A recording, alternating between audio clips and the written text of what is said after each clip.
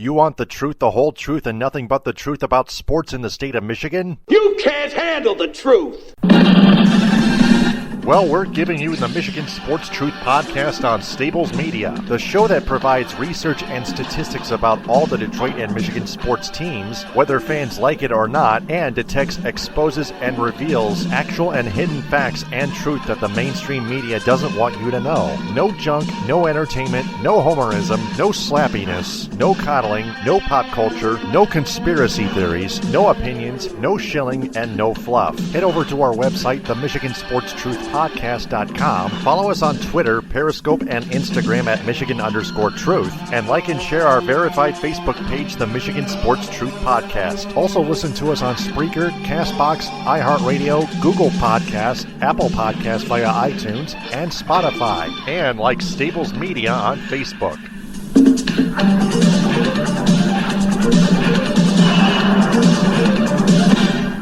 The Michigan Sports Truth Podcast does not represent or defame any of the teams it covers, nor does it represent or compete against any mainstream media in the state of Michigan. It is also not for entertainment or debating purposes. It only detects, exposes, and reveals honest, actual, and hidden truth, facts, and statistics about them. And it is for every sports fan's own good because the truth is out there. And welcome to another episode of the Michigan Sports Truth Podcast on Stables Media. Michigan just beat Rutgers 71-64. I'm Taylor Phillips along with Ed Smith and Darren Weiss. Frank Vasner is out. My opening statement, Michigan is going to keep Warde Manuel after all. That's all I'm going to say. Ed, what's your opening statement? My opening statement is that it's more than past time to give the Michigan basketball team, and more specifically head coach Juwan Howard, their respect and just due for the season they've had so far. All right. Darren Weiss, what is your opening statement? Yeah, I'm going to stick on the same page as Ed. It's good to see Michigan back on the floor. They took over 2.5 weeks, close to 3 weeks off, and, they're a little slow out of the gates, but, they're picking up right where they left off. Mm-hmm. Yeah, they are. Follow me on Twitter, Periscope, and Instagram at DT2Phillips. Follow Ed Smith on Twitter, Periscope, and Instagram at EdSmith313. And follow Darren Weiss on Twitter at DW33ZYY and on Instagram at Darren Weiss8, the number 8. Before we get started, we want to remind everyone to download the all-new social sports mobile app, Viget. Enter the referral code STABLES for Stables Media, capital S at the beginning, lowercase letter B in the middle, when you sign up for an account. Available on the Apple App Store and Google Play. Download the Viget app and sign up with the referral code STABLES for Stables Media. So we got Red Wings, Pistons, Spartans, Wolverines, and even Lions to talk about. Also, the Tigers reported to spring training, pitchers and catchers, and the rest of the team as well.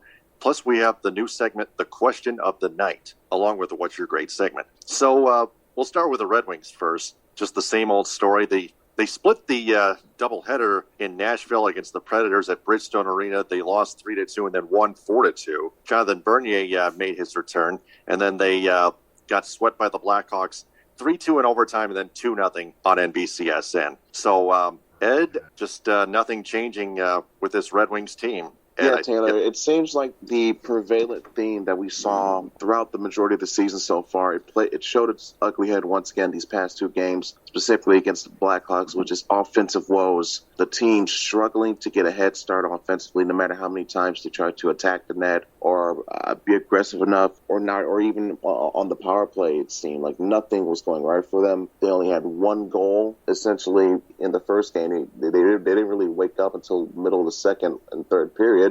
And they still wound up losing in overtime. And then here, in this one, stone cold shutout. And despite the effort that Jonathan Bernier did give them, it just wasn't enough. And again, it just speaks to an example of no matter how well they seemingly have made at least of an improvement on the standpoint of goaltending, their offensive cohesion as a whole is still very severely lacking. And again, that does, some of it does rely on the talent, but I think that has to go, again, point back to coaching. And what we've seen so far, it's still an unimpressive display from whether it be Jeff Blashill or other coaches on the coaching staff, but it's just not substantiate enough to warrant any confidence that, at least specifically Blashill in particular, he deserves another go after this season. I guess so. Darren, what say you on the Red Wings? They don't look good. Yzerman tried to bring in a few guys, Mark Stahl, Bobby Ryan, a couple, veteran leaders, some guys that could produce a little bit. And the Red Wings just don't have the talent. And continuing to be bad, they will get these high draft picks, but these draft picks aren't going to come in ready right away. So it's going to take some time. I think Steve Yzerman knows what he's doing. He's taking chances on a lot of young guys in free agency and, through the draft and trading for different guys, maybe trying to jumpstart their career, give them a second chance. But, watching them last night or whenever they played Chicago, the power play is abysmal. I think they're 30th in the league in the power play. And they don't really have any first-line talent. Larkin's a really nice player. I think on a Stanley Cup team, he probably centers the second line. I think Mantha, same thing, a second-line guy. So we just don't have the talent to compete right now. But, that's not Yzerman's plan. We're not trying to compete right now. We're trying to build assets, get good draft picks, let the young kids play, and go from there. So with that being said, we were expected to be bad this year. So as long as the young kids are getting better and maybe we see some high draft picks come up later in the year, then, you got to look at the small victories like that, not at the overall season and the disappointment Blashill and the team's been. Yeah, even the small victories don't even matter. We're not exactly going to be high on them. Nobody needs to. And to your point, Darren, draft picks taking time. Draft picks always take time with every professional team in sports. And may I add, players need more development. They need better development from better coaching. And Jeff Blashill is not NHL caliber, like I pointed out several times before recently. It's got to be on the coaching. If a team at its entirety plays that bad, it's on the coaching, period. Frank Vasner pointed it out, too. You can follow him on Twitter, Periscope, and Instagram at Frank_Vasner. So the Red Wings play a doubleheader against the Florida Panthers at Little Caesars Arena Friday at 7 and Saturday at 5. Then they're home against the Nashville Predators Tuesday and Thursday at 7:30. The Pistons, they beat the Boston Celtics 108-102, and then they beat the New Orleans Pelicans 123-112. Mason Plumlee in that game, a triple-double of 17 points, 10 rebounds, and 10 assists. That's very surprising. Got the Spurs game postponed, the Dallas Mavericks game postponed, but on that same night, the Pistons led by as many as at least 20, but they blew it and lost to the Chicago Bulls 105-102. I know the Pistons aren't supposed to win that many games, but that game in Chicago, I thought they had a chance. Man, they just absolutely choked it, Ed. We'll start with you again, and then we'll go to Darren. Ed, go ahead.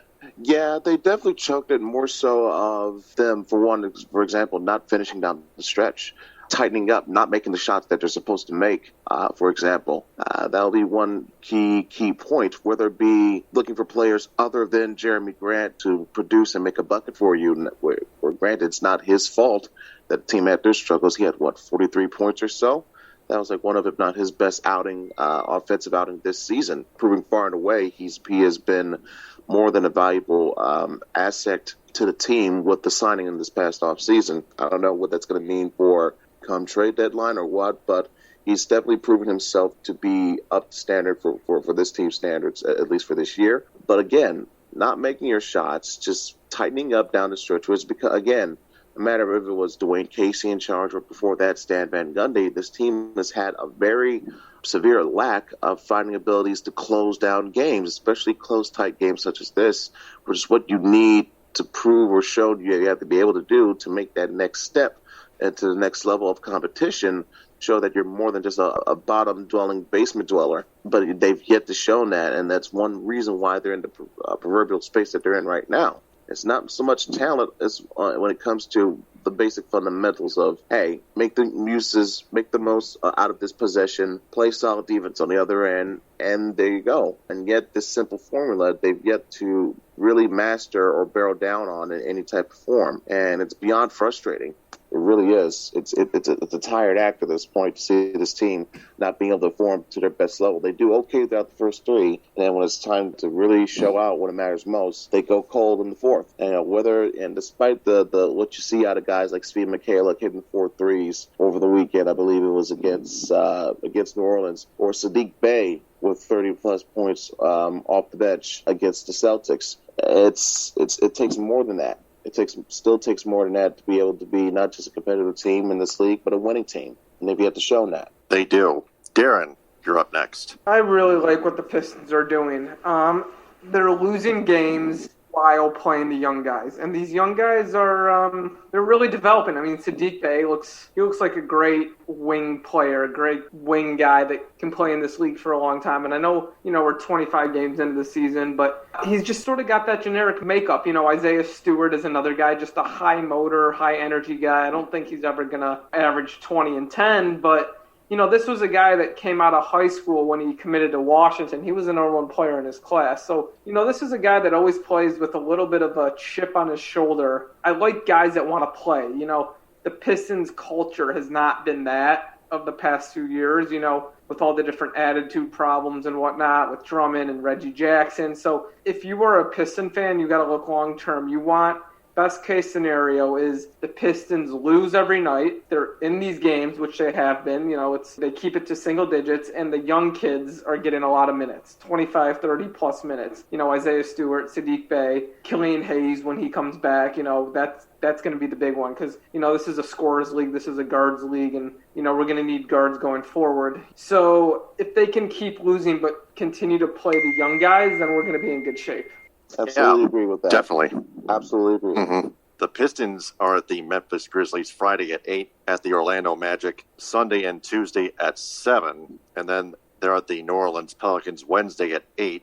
That's a 4-game south of the border road swing after that loss to the Chicago Bulls at United Center. So Blake Griffin out of the lineup indefinitely as the team pursues a trade. We heard that earlier this week, and buyout talks could brew as well. Ed, we'll start with you again, and then we'll go to Darren. Ed, we're going to go right to our question of the night. We're not going to do 5 questions, but the question of the night, will the Pistons be better or worse off without Blake Griffin, or will it not matter? No, it matters because in terms of where Blake is at this point of his career, what he wants to do, what he wants to be on, it's far different from the long-term plans of what the Pistons have in mind. I think it's been evident now for quite some time. It's just really manifested itself at this past stretch of games where I don't know if it's the injuries fully showing itself or Blake himself showing a disinterest. But the writing on the wall, and it's more than time for these two entities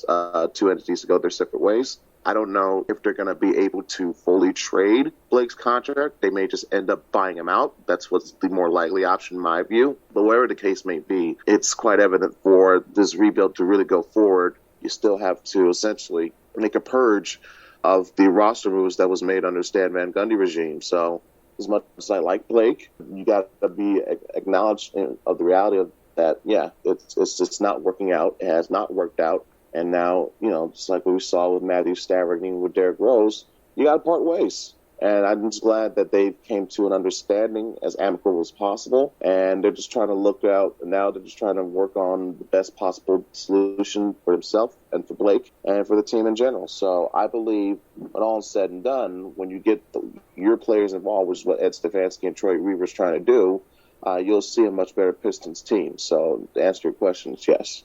I would say yes as well. Darren, now it's your turn.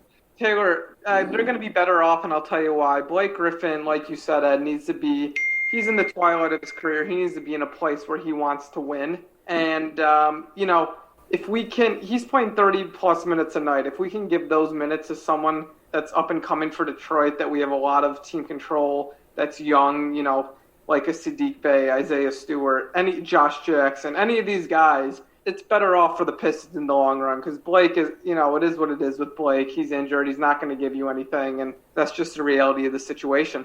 Yep, definitely.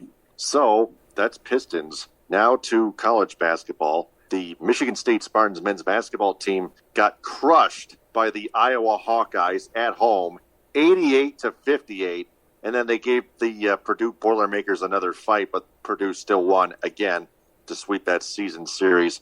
75-65 at Mackey Arena in West Lafayette. They'll take on the Indiana Hoosiers in Bloomington Saturday at noon on ESPN at Assembly Hall, and home against the Illinois Fighting Illini Tuesday at 7 on FS1.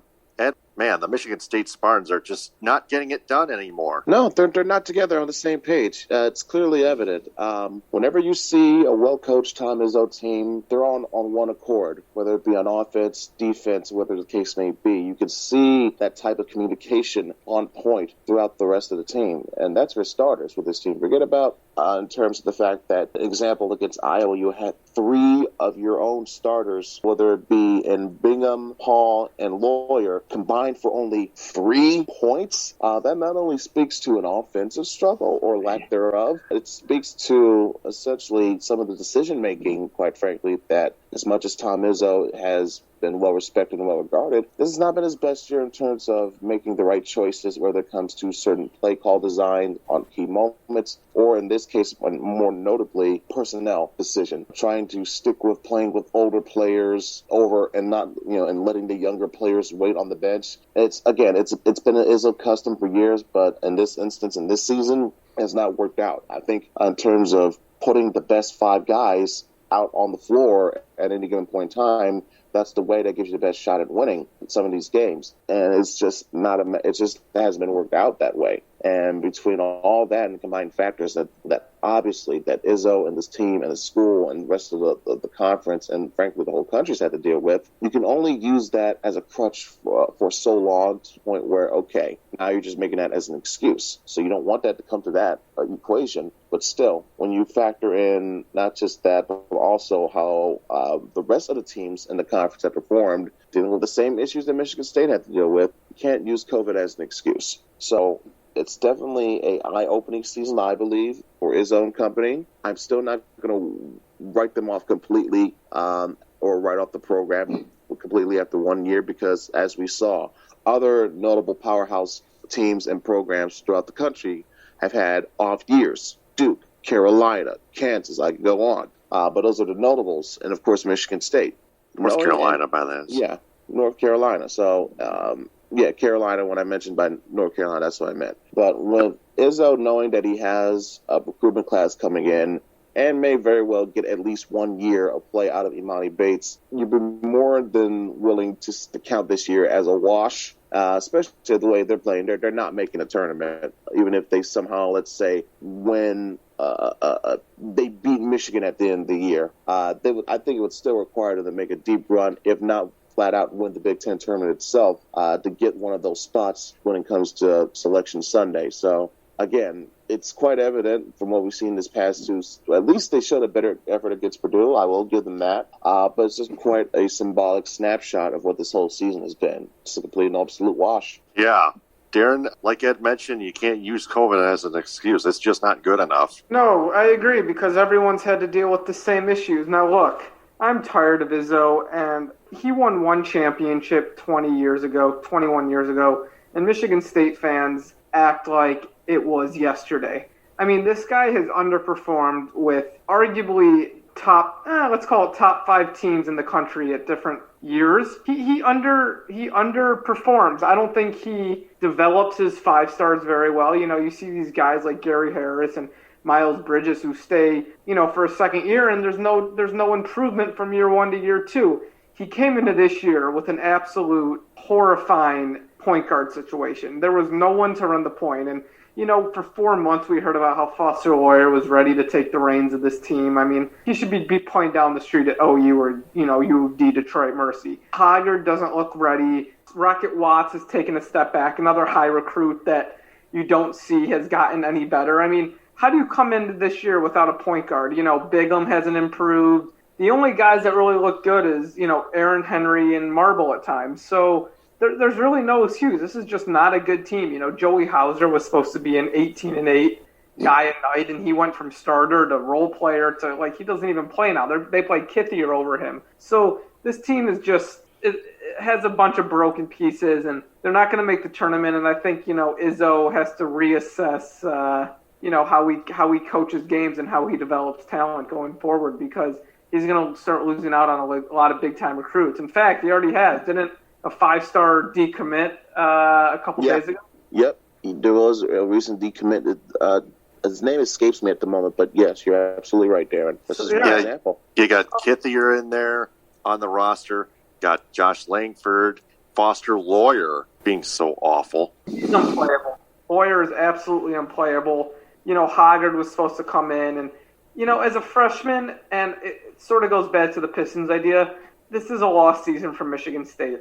If you're Izzo, how do you not throw a guy like Hoggard into the starting lineup and let him play 28 minutes a night and just gain experience for next year? I just, it's something I don't understand. Bigum McGinn was supposed to be the guy this year. He stinks. They got nothing working for him this year, and they got some nice recruits coming in next year. Max Christie, a 5-star guard. It's going to be, the team next year, if they want to succeed, is going to have the leadership, of the underclassmen. So it'll be very interesting to see how Izzo regroups after this year. Yeah, and Darren, you pointed out to us off the air that the rest of the coaching staff has been terrible. It's not just Tom Izzo, and trust me, he has grown old already as a head coach, but the coaching staff hasn't helped out either, to say the least. The coaching staff, it's been the same coaching staff for, I think, 12 or 13 years now. And oh, wow. Even they become dinosaur fossils. Right. At some point, you got to get fresh minds in there. Not to say that these coaches aren't good coaches, but the guards aren't being developed. The bigs aren't being developed. I think Izzo plays a system, and he gets players that are good for his system, and all of a sudden, these players aren't playing in the system anymore the way he wants them to play. You got to recruit basketball players, not guys that you think can fit the system. And, I sort of think he's living a little bit in the past. The Big Ten used to be, give the ball down low to your big guy, let him go, beat up the other guy and hold teams to 45 points. That's just not the reality of college basketball anymore. It's faster. It's more points are being scored, more perimeter shooting, and I don't think Izzo's done a very good job of adjusting to that. Agreed. Right. As a coaching staff, you have to develop your players further to make them elite on your own, and Michigan State lately has not done that. But not to mention they need to do that. And not to mention that, but also schematically as well. Have your players in the right spots on the floor at all times to make the right play. We're going to talk about this in a little bit with Michigan, at how much of a clear, absolute contrast it has been to what Michigan State's been trying to do this year, or lack thereof. Exactly, and that's another good point. Scheming. Yes, and Michigan is up next, and we're going to talk about them right now. They came back from down 12 in Madison, Wisconsin at Kohl Center to beat the Badgers 67-59 by 8 points. That was seen on CBS, I believe. Yes, that was an amazing win, Ed, before their 71-64 win aforementioned over the Rutgers Scarlet Knights, like I mentioned on FS1. So let's talk about the Wisconsin Badgers game first. Ed, just a thrilling comeback victory, period. It absolutely was, and I thought that their performance against Minnesota at home was their best of the year in terms of pressure, narratives before and after coming into it, and overall performance of the team. This one blew it away in terms of the circumstances that you had to deal with. This is their first game in 23 days, 3 weeks off. Granted, that most of that was out of their control due to the state, not the state necessarily, but the school following advice and guidelines from the state and the Department of Health and Human Services. So that meant the athletic program had to be on hold for a little bit. Again, now when you have other teams trying to accuse you of ducking, or you're doing this, you're being scared to play. Again, it was out of their control, and I think you saw some of that layoff showing its head in this one, as well as we saw in Rutgers, but especially in this one, which led to them getting into that deficit to begin with. But still, credit. This is where coaching matters. Coaching really matters here, people. Not just talent, but coaching. And the job that Juwan Howard and the other coaches as well, not just him, but the other guys deserve their shine as well. And getting the players set up in the right schemes. Schemes matter. Having the players available to execute matters. Like whenever you see Hunter Dickinson producing in the paint, being the effective, not just rim protector, but using his size ability to get quality shots at the rim. Eventually, that attracts double teams, and that leaves up open your perimeter shooters to take what the defense gives you. That's an example, knowing how to have the right players on the floor, and B, having them in the right spots. But I digress even further. What we saw against Wisconsin is an example of taking the hardest shots and then getting back up, dusting yourself off, and just coming back out to play. Great credit that has to be shown and given to Juwan Howard, not just for what he's shown in this game, drawing up plays at certain moments. There was like a hard technical foul, a hard foul that Coach Howard didn't agree with. He got teed up, and then what he did. You mean a flagrant foul? Yeah, it was a flagrant foul of sorts that Juwan Howard did not agree with. As a result, he got teed up for a technical. And then from that moment on, that's when the wheels turned and everything changed in terms of momentum, everything. The team got fired up. They played motivated as a result. And what you saw was the comeback in motion. Isaiah Livers has had a terrific season, shooting above or at near 50% overall from the field, well over 45% from three-point range, and he's at, 92%, or at least over 90% at the free throw line. He's having a damn near 50-40-90 season. Yeah, and even on games when Franz Wagner isn't at his best, you still have the presence inside of Hunter Dickinson that can take the pressure off, be that big man force that Michigan has lacked in the past, and use that as an advantage against other teams. And again, like I mentioned, using that to kick out the other open shooters, like an Eli Brooks, for example, which has proven really beneficial, not just Michigan as an offensive unit, but as we've seen with these runs and stopping teams, their defense as well. And again, it comes back and circles back to that with your head coach knowing what the hell that he's doing. It has at the point where Michigan, even though they only have one loss in the season, they are considered by a lot of people, and now it's growing more and more. I had said, after the Minnesota game, that look out for this team to go on a run. Now, if Frank was here, I would, very much value his opinion on this. But I remember him telling me, listen, let's see how this team will look as we get close to February, close to March. Are they going to hit that wall, hit that bump? Even with this 3-week break, so to speak, hiatus, they're still hitting their strides. And it lets me believe that, yes, this is a team that has potential to make a deep run, possibly a Final Four, especially if they are getting a number 1 seed outside of teams such as Baylor and Gonzaga. Those are two teams, they've been number 1 and 2 from the preseason. Michigan was picked by some to be 6th in the Big Ten in the preseason, and look where they are now. And to me, if that doesn't show you that Juwan Howard at least deserves consideration for Coach of the Year, if not the award outright itself, I don't know what else to tell you. I tell you, they're just a powerhouse. Darren. Yeah, I mean, I'm all the way here with Ed. The biggest thing for me is Michigan has totally exceeded expectations with everything this season.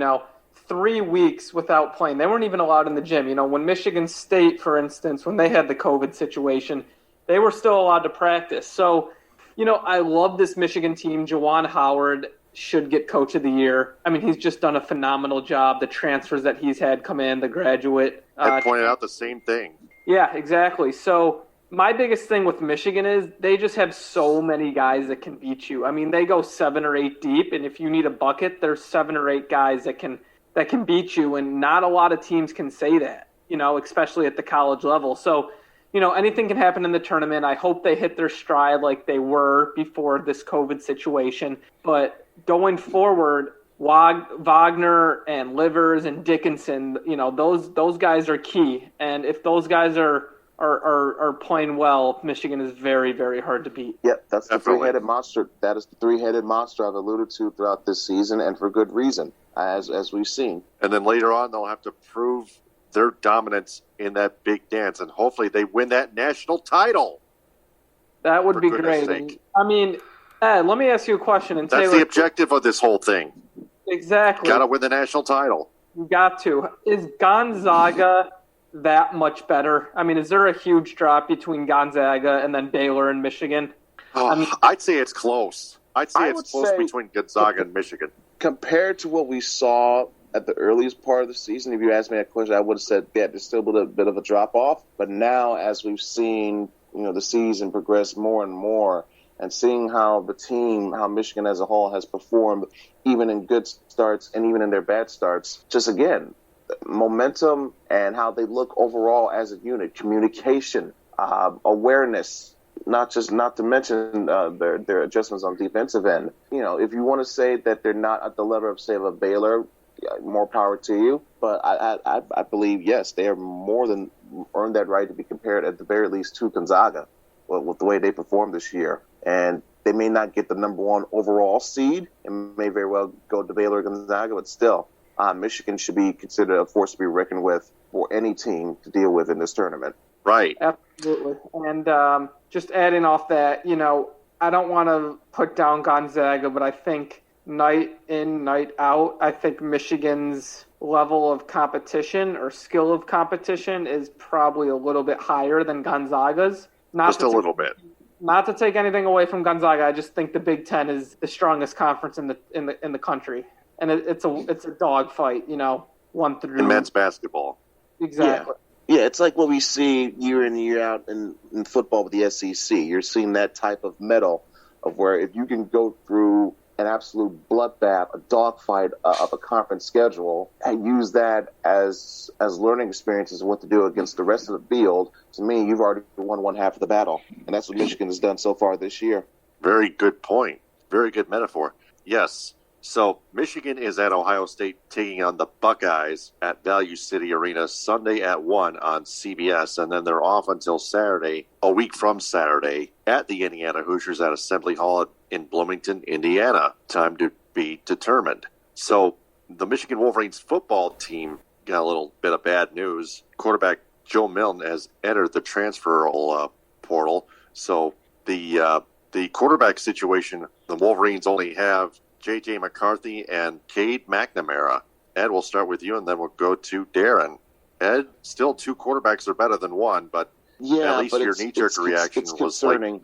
It's concerning. Yeah, it's concerning. Yeah, It's either way. to see all these transfers, period, but especially at the quarterback spot. Let's say, God forbid, something were to happen in the midst of a game where an injury or whatever the case may be, it has to force one or both of your quarterbacks. And you need a guy there for depth purposes. Especially once we saw not Dylan McCarthy, but Christian McCaffrey leave earlier. Dylan McCaffrey. Yeah, it was Dylan. I'm sorry. I'm thinking of it. Right. This speaks to how deep that family tree is. But with Dylan leaving, it hampered your already thinning depth at QB. Now, with Milton, which was an experienced starter, granted, he didn't live up to expectations, unfortunately, but still, it would have been a valued piece to have on your offense at the quarterback spot, at least when you have 2 younger guys, at the very least, behind trying to get some reps and experience in.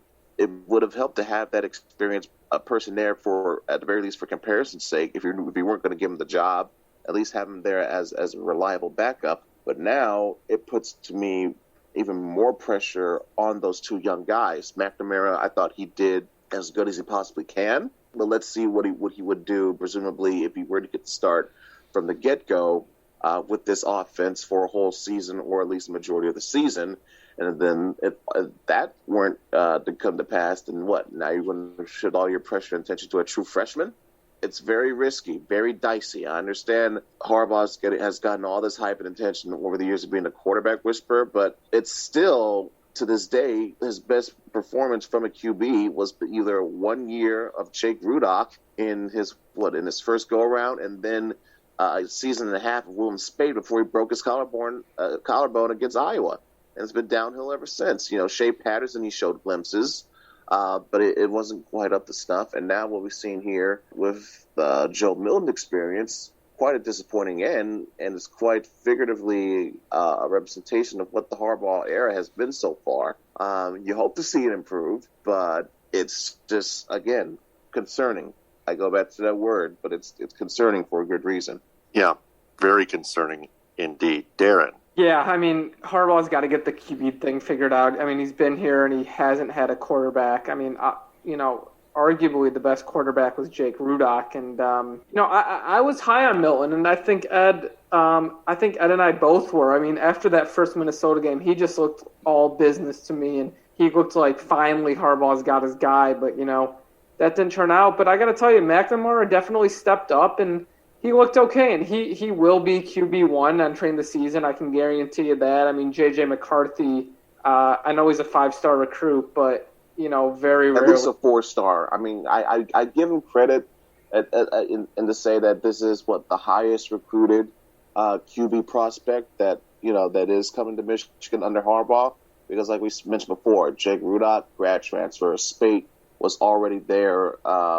He wasn't even if he was like a recruit for Harbaugh, he was like a 2 or 3 star. And Shea Patterson, grad transfer from Mississippi. So again, we've seen all this hype before about touted QBs with 4 and 5 stars in the past. See Shane Morris, see Drew Henson, even to an extent Devin Gardner. He had showed promise, but then he got battered and then turned into a shell by the end. So we've yet to see that true QB play from Michigan in a long while. You can argue since either Chad Henne or Denard Robinson, and Denard wasn't even a pure quarterback. So yeah.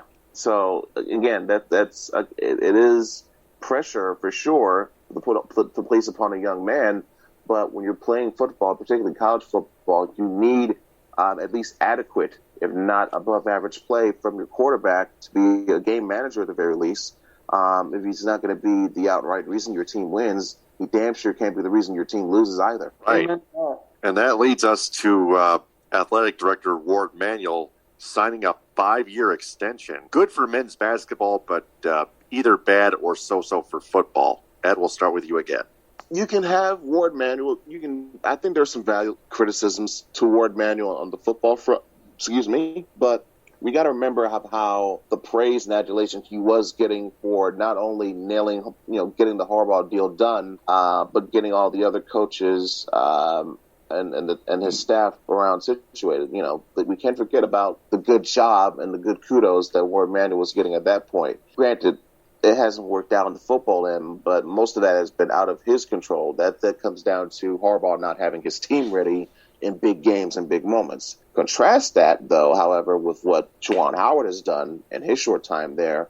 That alone would have warranted me giving Warde Manuel an extension if I was the head of the school, or if I was school president, rather. And not to mention also, in terms of representing the school and the athletic department specifically, if you want to call that CEO or GM role, whatever the case may be, he's nowhere near the type of person that comes off as smug or pompous or just absolute unpleasant to be around, that type of negative energy or aura that I saw with David Brandon. That's nowhere near, in my view, of what we see here with Warde Manuel. And that is another big plus and positive as to me, and more than warrants, again, him getting this extension. So between him, thank God, not being anywhere or anything like David Brandon, and the absolute home run of a hire that Juwan Howard has been, and the initial hype of bringing in Harbaugh, I thought Warde Manuel did a fantastic job and warrants, or at least a good enough job to warrant this extension. So no problem for me on this one. Right, except Harbaugh has never beaten Ohio State except in 2016. Well, sort of. I understand the screw job, but Harbaugh should have been smarter all game long in that game of that year. But anyway, Harbaugh given an extension, Warde Manuel given an extension. Darren, what say you? Listen, Warde Manuel has done a great job as the AD of Michigan, and you can't put just football and basketball under the magnifying glass. I mean, the baseball team went to the College World Series. The hockey team made it to the Frozen Four. I mean, if you look at these, don't forget the softball team. And look, and if I may hop on, look at what the women's team has done this year. Wow. You're getting Kim Barnes. She's getting considerations for Coach of the Year honors in her own right. Exactly. Wowzers. Every sport is flourishing except for football. Football just has high hopes, but at the same time, he made the right hire getting Harbaugh back. When he did. So there's no one better for this job, I think, especially right now, and I think he's doing a great job, and all the other sports are reflecting on that. So he should be happy with the job he's done, and I think the extension was well-deserved. Yep. So that's actually a good thing. Pretty much almost nothing bad about that. So we transition to pro football, and we wrap up our episode with our What's Your Grade segment, brought to you by the Viget app. Pencils down, everyone. It's time to find out what's your grade. The Lions have hired Antwaan Randle L as wide receivers coach. Antwaan Randle L threw a touchdown pass for Pittsburgh in the Super Bowl in the 2005-2006 NFL season. Helped the Steelers win the Super Bowl with the Seattle Seahawks at Ford Field. Ed, what is your grade on Antwaan Randle L as wide receivers coach? I'm going to give this one a B. I put this one in the same line as the Deuce Staley hiring for the running backs and Mark Brunell for the quarterbacks. This is an experienced, well-regarded veteran player, not just in football, not just in the pros, but also in college as well. Remember his days back in Indiana when he was the versatile dual-threat wideout / quarterback. We saw that come to fruition with that famous trick play in the Super Bowl behind Warde. But it was more than that. And I think from what you saw, remember, he did recently serve as the receivers coach for the Tampa Bay Buccaneers. And before, you mentioned, they brought in Brady and Gronk. Let's not forget also they developed guys such as Mike Evans, and was it Chris Godwin or Marquise Goodwin? Forgot his name, but his first name. But Goodwin helped developing Mike Evans. Chase, the other tight end, again, just that alone, that type of production and consistency that we saw from some of these wideouts before Tom Brady and Gronkowski and Antonio Brown came in, and again, once we saw their core shine even better. Yes, talent does win, but again, it all comes down to coaching and what your coaches are teaching and instilling in your players at that specific spot. And for the receivers to do their job between not just the influence of Brady, but also what Antwaan Randle had to be doing as well, that deserves credit. And I think it was one reason why the Lions wanted to give him this shot, especially if you want to potentially get another wideout in this upcoming draft to offset the potential loss of Kenny Golladay. So for me, I would give this a B. All right. Ed gives it a B. Darren, what is your grade on Randle L? Yeah, I give it a B plus. Right now with the Lions in a rebuild, I think you want guys on the staff that players want to play for. And, Deuce Staley, Antwaan Randle, these are player coaches, guys that can relate to the coaches, that can sort of joke around with them, that have, not too far removed from the game as players. And I think that's the biggest thing. And get guys on your staff that players want to play for, and I think Deuce Staley and Antwaan Randle are exactly that. So I love this hire, and look, it's not going to make or break a team, who your wide receivers coach is, but if you have a good one, it's it makes your job a lot easier. Yeah, I'm going to give this one a B plus as well. Good points by the both of you. The What's Your Grade segment is brought to you by the Viget Sports mobile app. Enter the referral code STABLES, capital S at the beginning and lowercase letter B in the middle, for Stables Media when you sign up. Available on the Apple App Store and Google Play. Download the Viget app and sign up with the referral code STABLES for Stables Media. Michigan users can pre-register with its partner BetMGM and make a minimum deposit of $10 in exchange for 2,000 Bitcoins. Take advantage of this opportunity, Michiganders. Gentlemen, excellent job as always. That concludes another fine episode of the Michigan Sports Truth podcast on Stables Media. We'll be back next week. For Ed Smith and Darren Weiss, on behalf of Frank Basher, this is Taylor Phillips signing off. Follow me on Twitter, Periscope, and Instagram at DT2Phillips. Follow Ed Smith on Twitter, Periscope, and Instagram at EdSmith313. And follow Darren Weiss on Twitter at DW33ZYY. And on Instagram at Darren Weiss, the number 8. Thanks very much for listening, downloading, and sharing. And remember, the truth is out there. TTFN, ta-ta for now. How do the people hit them with a high? We rest their case. Stay safe. The Michigan Sports Truth podcast does not represent or defame any of the teams it covers, nor does it represent or compete against any mainstream media in the state of Michigan. It is also not for entertainment or debating purposes. It only detects, exposes, and reveals honest, actual, and hidden truth, facts, and statistics about them, and it is for every sports fan's own good because the truth is out there.